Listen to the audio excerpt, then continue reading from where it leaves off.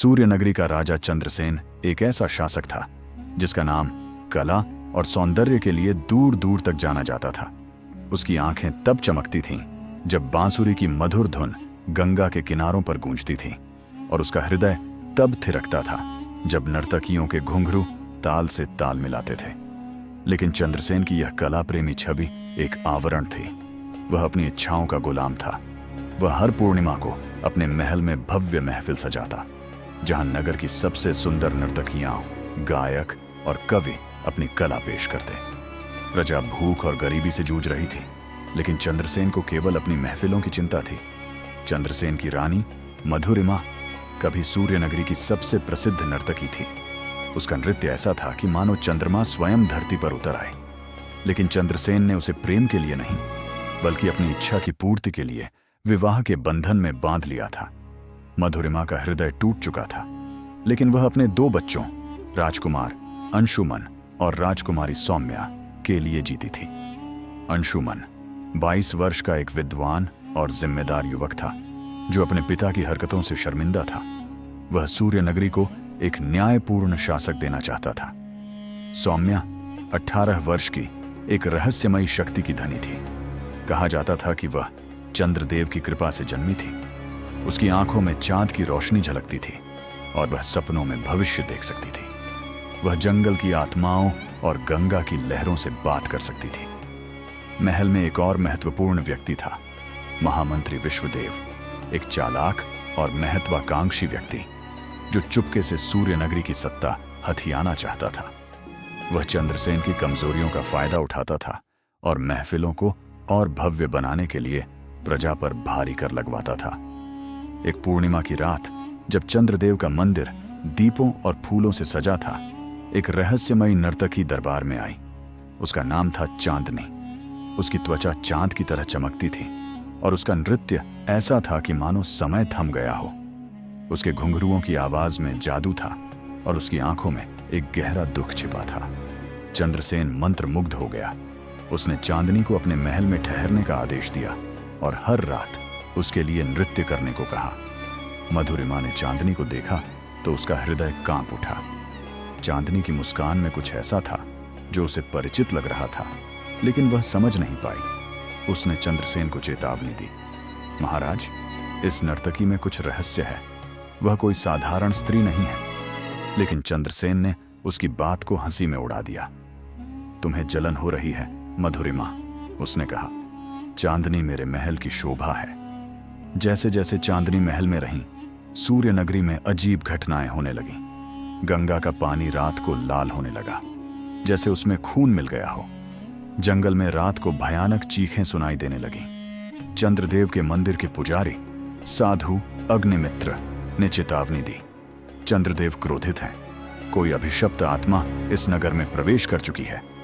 अंशुमन और सौम्या को शक हुआ कि चांदनी इन सब के पीछे है। सौम्या ने एक रात सपने में देखा कि चांदनी एक चमकते हुए पत्थर को पकड़े हुए है और उसकी आंखों से आंसू बह रहे हैं। सौम्या ने अंशुमन से कहा, भैया, चांदनी कोई साधारण नर्तकी नहीं है।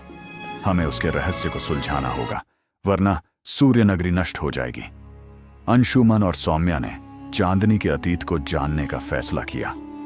सौम्या ने अपनी जादुई शक्तियों का उपयोग कर गंगा नदी की आत्मा से बात की। वह रात के अंधेरे में गंगा के किनारे गई, जहां उसने एक यज्ञ किया। उसने नदी में फूलों की माला अर्पित की और प्रार्थना की, हे गंगा मां, हमें सत्य दिखाओ। नदी की लहरों में एक आकृति उभरी, एक स्त्री की, जिसकी आंखें चांदनी की तरह चमक रही थीं। गंगा ने कहा, चांदनी एक अभिशप्त आत्मा है जो चंद्रदेव के मंदिर में हुए एक प्राचीन अन्याय से बंधी है। उसका रहस्य जंगल की गुफा में छिपा है, जहां पत्थर की किताब है। लेकिन सावधान, वह गुफा राक्षसों और जादुई प्राणियों से भरी है। अंशुमन और सौम्या ने अपने सबसे विश्वस्त योद्धा रुद्र को साथ लिया। रुद्र एक नन्हा योद्धा था जो सौम्या के प्रति गहरा प्रेम रखता था, लेकिन अपनी भावनाओं को छिपाता था। तीनों जंगल की ओर निकले। रास्ते में उन्हें प्राचीन वृक्षों की आत्माएं मिली, जिन्होंने राक्षसों का रूप ले लिया था। ये आत्माएं चांदनी के अभिशाप से प्रभावित थीं और किसी को गुफा तक नहीं जाने देना चाहती थीं। सौम्या ने अपनी शक्तियों से पेड़ों को शांत किया। उसने बांसुरी बजाई जिसकी धुन ने राक्षसों को सुला दिया। अंशुमन और रुद्र ने अपनी तलवारों से रास्ता बनाया। गुफा में पहुंचकर उन्होंने एक विशाल पत्थर की किताब देखी जिस पर प्राचीन लिपि में सूर्य नगरी का इतिहास लिखा था। किताब में लिखा था कि चांदनी मधुरिमा की बड़ी बहन थी। वर्षों पहले चंद्रसेन ने चांदनी से प्रेम का वादा किया था, लेकिन जब उसे पता चला कि चांदनी एक साधारण नर्तकी है तो उसने उसे ठुकरा दिया। चांदनी ने चंद्रदेव के मंदिर में अपनी जान दे दी थी और उसकी आत्मा ने श्राप दिया कि वह सूर्य नगरी को तब तक नहीं छोड़ेगी जब तक चंद्रसेन अपने पापों का प्रायश्चित नहीं करता। किताब में यह भी लिखा था कि अभिशाप को तोड़ने की एकमात्र चाबी चंद्रदेव का चांदनी पत्थर है जो मंदिर के गर्भगृह में छिपा है, लेकिन उसे निकालने के लिए एक सच्चे हृदय की आवश्यकता होगी। जब अंशुमन और सौम्या गुफा से लौटे तो उन्हें पता चला कि महामंत्री विश्वदेव ने चंद्रसेन को और भड़काया है। विश्वदेव ने चंद्रसेन को बताया कि अंशुमन और सौम्या उसके खिलाफ साजिश रच रहे हैं। चंद्रसेन, जो चांदनी के जादू में डूबा था, ने अपने बच्चों को कैद करने का आदेश दिया। मधुरिमा ने इसका विरोध किया, लेकिन विश्वदेव ने उसे भी महल के एक हिस्से में नजरबंद कर दिया। विश्वदेव का असली मकसद था चांदनी पत्थर को हथियाना, क्योंकि उसका मानना था कि उसमें जादुई शक्ति है जो उसे सूर्य नगरी का राजा बना सकती है। सौम्या ने अपनी जादुई शक्तियों से कैद खाने की दीवारों में छिपे प्राचीन प्रतीकों को पढ़ा और एक गुप्त रास्ता खोज लिया। वह और अंशुमन रुद्र की मदद से भाग निकले, लेकिन अब उनके सामने दो चुनौतियां थीं: चांदनी के अभिशाप को तोड़ना और विश्वदेव की साजिश को नाकाम करना। अंशुमन, सौम्या और रुद्र चंद्रदेव के मंदिर पहुंचे। मंदिर का गर्भगृह एक रहस्यमयी स्थान था जहां दीवारें प्राचीन चित्रों से सजी थीं। सौम्या ने अपनी शक्तियों से दीवारों पर उकेरे गए चिन्हों को पढ़ा और पाया कि चांदनी पत्थर को केवल वही निकाल सकता है जिसका हृदय प्रेम और पश्चाताप से भरा हो। लेकिन गर्भगृह में प्रवेश करने के लिए उन्हें 3 जादुई पहेलियां सुलझानी थीं। पहली पहेली थी एक प्राचीन यंत्र जो चंद्रमा की गति को दर्शाता था। सौम्या ने अपनी जादुई शक्तियों से यंत्र को सही दिशा में घुमाया। दूसरी पहेली थी एक तालाब जिसमें एक विशाल सर्प रहता था।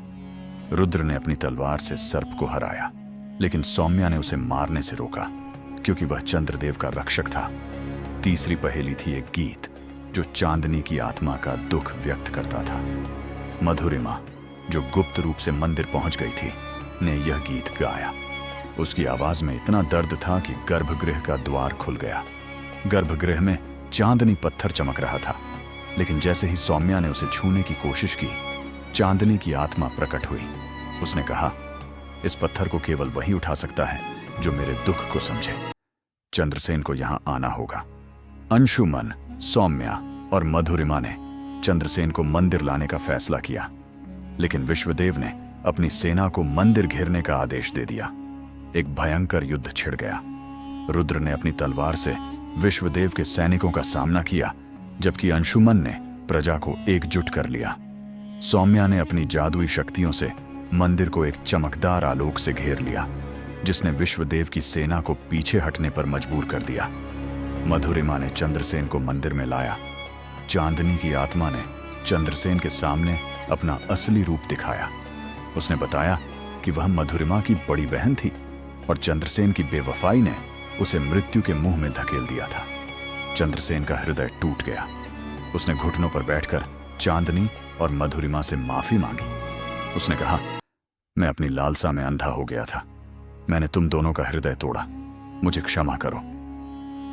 मधुरिमा ने चांदनी को गले लगाया और कहा, मेरी बहन, मैंने तुम्हें खोया, लेकिन अब मैं तुम्हें शांति दूंगी।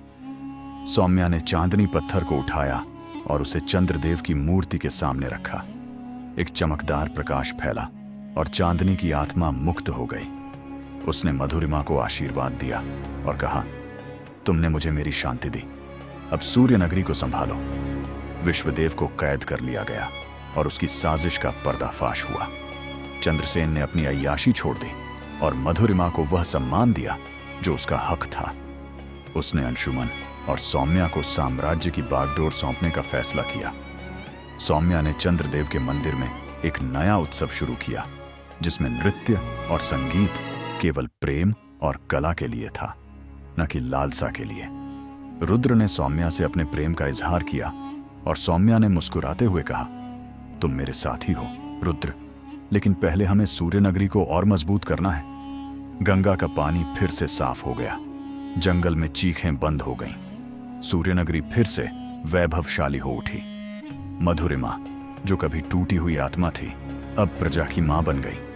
अंशुमन और सौम्या ने मिलकर साम्राज्य को एक नई दिशा दी, जहां प्रेम, कला और न्याय का सम्मान था।